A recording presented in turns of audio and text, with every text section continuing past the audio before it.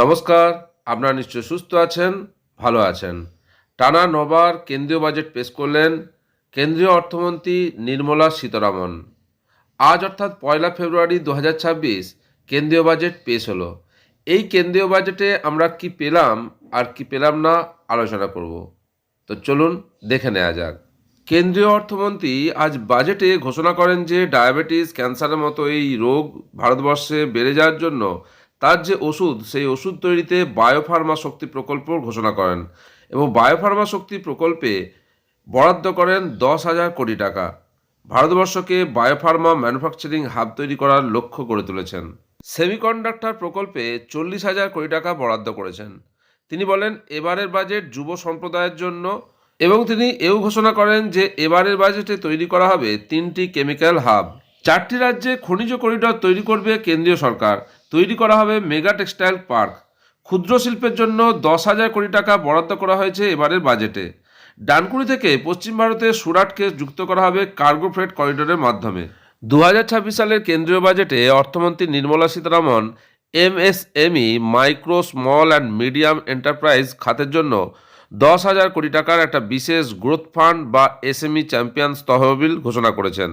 এই তহবিল উৎপাদনশীলতা বৃদ্ধি, বিশ্ববাজারে প্রতিযোগিতা এবং রপ্তানিমুখী ব্যবসার জন্য কার্যকরী মূলধন সরবরাহ করবে।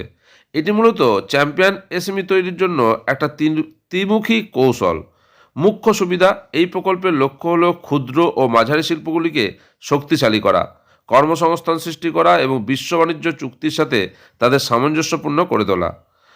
এই ১০,০০০ কোটির বাইরেও সেলফ রিলায়েন্ট ইন্ডিয়া ফান্ডে অতিরিক্ত ৪,০০০ কোটি টাকা টপ আপ দেওয়া হয়েছে।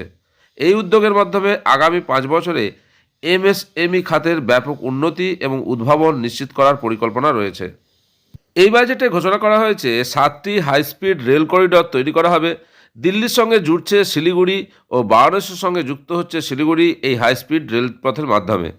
২২টি নতুন জলপথ তৈরি করা সরকারের লক্ষ্য। মহাত্মা গান্ধী গ্রাম স্বরাজ প্রকল্প চালু থাকার জন্য এখানে অর্থ বরাদ্দ করা হয়েছে। মহাকাশ বিজ্ঞানের জন্য ৪টি টেলিস্কোপ কেন্দ্র, মহিলা উদ্যোগপতিদের জন্য লাখপতি দিদি। গ্রামীণ উন্নয়ন মন্ত্রকের অধীনে পরিচালিত লাখপতি দিদি যোজনার মূল লক্ষ্য গ্রামীণ মহিলাদের আর্থিকভাবে স্বনির্ভর করে তোলা। এই প্রকল্পের মাধ্যমে স্বনির্ভর গোষ্ঠীর সদস্য মহিলাদের ক্ষুদ্র উদ্যোগ শুরু করতে সহায়তা করা, যাতে তারা বছরে অন্তত ১,০০,০০০ টাকা আয় করতে পারেন এবং অর্থনৈতিক স্বাধীনতা অর্জন করেন। এই কর্মসূচির আওতায় মহিলাদের বিভিন্ন ধরনের দক্ষতার প্রশিক্ষণ দেওয়া হয়, যেমন সেলাই, প্লাম্বিং, এলইডি বাল্ব তৈরি, এমনকি ড্রোন পরিচালনাও। পাশাপাশি একাধিক জীবিকাভিত্তিক কর্মকাণ্ডে যুক্ত হতে উৎসাহ দেওয়া হয়, যাতে পরিবারের সামগ্রিক আয় বৃদ্ধি পায়। ২০২৩ সালের স্বাধীনতা দিবসে লালকেল্লা থেকে ভাষণ দিতে গিয়ে প্রধানমন্ত্রী নরেন্দ্র মোদী জানিয়েছিলেন, সারা দেশের স্বনির্ভর গোষ্ঠীর সঙ্গে যুক্ত প্রায় ১০ কোটি মহিলার শক্তিকে কাজে লাগিয়ে ২ কোটি লাখপতি দিদি তৈরি করাই তাঁর স্বপ্ন। সাম্প্রতিক বছরগুলিতে এই প্রকল্পের লক্ষ্য পরিসর আরও বাড়ানো হয়েছে, যা নারীকেন্দ্রিক তৃণমূল উদ্যোক্তা উন্নয়নে এর গুরুত্বপূর্ণ ভূমিকারই প্রতিফলন। এবারের বাজেট ঘোষণার পর জুতো, ব্যাটারি, মাইক্রো ওভেন, কাপড়, সোলার প্যানেল, মোবাইল ফোন, ক্যান্সারের ওষুধ, ডায়াবেটিসের ওষুধ, হার্টের ওষুধ, এগুলোর দাম কমলো। আর বাড়ছে মদ, সিগারেট, খনিজসহ কয়েকটি পদার্থের দাম বাড়ছে এবারের ঘোষণা অনুযায়ী। গাড়ি দুর্ঘটনায় বিমা ক্লেমে কর ছাড় দেওয়া হচ্ছে এবারের ঘোষণা অনুযায়ী। শিক্ষাক্ষেত্রে দেশে 5টি মেডিকেল হাব এবং 3টি আয়ুর্বেদিক হাব তৈরি করা হবে। এবারের বাজেটের ঘোষণা অনুযায়ী দাম কমলো সিএনজি ও বায়োগ্যাসের।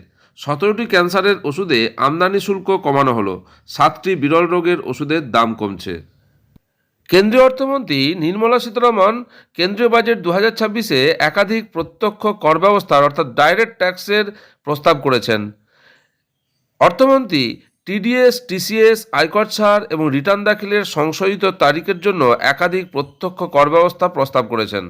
গাড়ি দুর্ঘটনার বিমার ক্লেমে কর ছাড় বলে ঘোষণা করা হয়েছে। বিদেশি ট্যুর প্রোগ্রাম প্যাকেজ বিক্রয়ের উপর টিসিএস হার বর্তমান 5% এবং 20% থেকে কমিয়ে 2% করা হয়েছে কোনো পরিমাণের শর্ত ছাড়াই।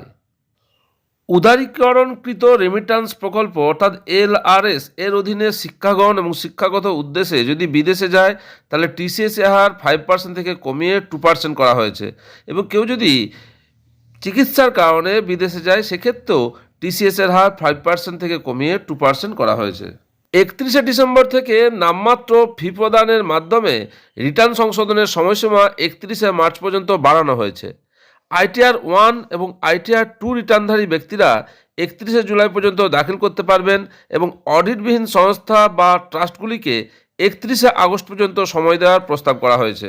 কেন্দ্রীয় অর্থমন্ত্রী নির্মলা সীতারামন কেন্দ্রীয় বাজেট 2026-এ ঘোষণা করেছেন নামমাত্র ফি সহ রিটার্ন সংশোধনের সময়সীমা 31শে মার্চ পর্যন্ত বাড়ানোর প্রস্তাব দেওয়া হলো। এই বাজেটে সকলের যেদিকে লক্ষ্য থাকে তা হলো ইনকাম ট্যাক্স স্ল্যাব কী হলো, অর্থাৎ কী আয়কর দিতে হবে। সেই আয়কর পরিকাঠামো কিন্তু একই রইল।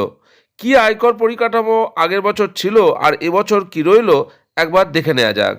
এবারের বাজেটের ঘোষণা অনুযায়ী ওল্ড ট্যাক্স রেজিম এবং নিউ ট্যাক্স রেজিমে আয়কর পরিকাঠামো একই রইল। 2026-27 যে ট্যাক্স স্ল্যাব সেটা একটু দেখে নেওয়া যাক।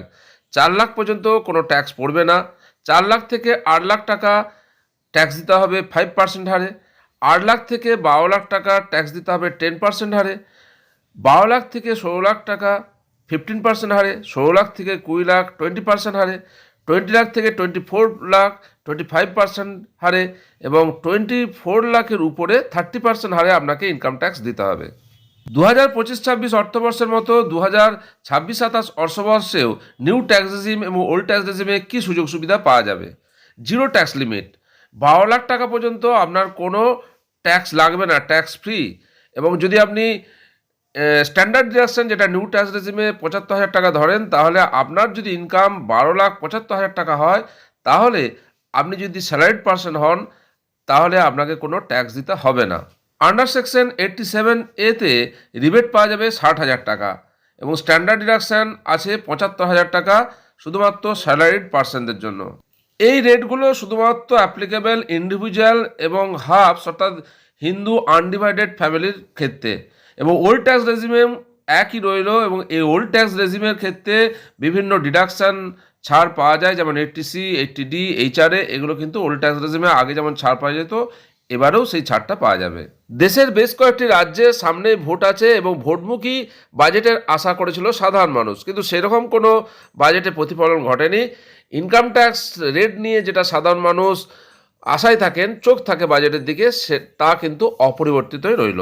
2026-এর কেন্দ্রীয় বাজেট ঘোষণার পরপরই 1300 পয়েন্ট পড়ল সেন্সেক্সে, নিফটিতেও পতন এই বাজেটের পর। বাজেট ঘোষণার পর সোনার দাম 10 গ্রামে কমে হলো 1,47,900 টাকা, অর্থাৎ 4,445 টাকার মতো দাম কমলো সোনার। তবে এই বাজেট নিয়ে বিশেষজ্ঞদের বিভিন্ন মত, যেমন বলছেন যে পরিবেশ দূষণ অর্থনীতিকে পিছিয়ে দেয়, সে ব্যাপারে কিন্তু কোনো আলোকপাত হলো না। প্রতি জেলায় মহিলা হোস্টেলের কথা বললেও যে স্কুলগুলি বর্তমানে আছে তার পরিকাঠামো উন্নতির ব্যাপারে কোনো আলোকপাত হলো না এই বাজেটে। বিশেষজ্ঞদের মতে বেশ কয়েক বছর ধরে আয়কর পরিকাঠামো অর্থাৎ ট্যাক্স স্ল্যাবে পরিবর্তন আনা হয়েছে এবং কমানো হয়েছে, জিএসটিও কমানো হয়েছে। এর ফলে সাধারণ মানুষ কেনাকাটার দিকে ঝুঁকেছে এবং বাজারে চাহিদা তৈরি হয়েছে। দেশের বাজার যোগানে উৎসাহ বাড়াতে যাতে পারে সেই উৎসাহ বাড়ানোর ব্যবস্থা করা হয়েছে এবারের কেন্দ্রীয় বাজেটে। আজ 2026-এর যে কেন্দ্রীয় বাজেট তা অর্থমন্ত্রী নির্মলা সীতারামন পেশ করলেন এবং তার তথ্য আপনাদের সামনে তুলে ধরলাম। আপনারা সকলে সুস্থ থাকুন, ভালো থাকুন।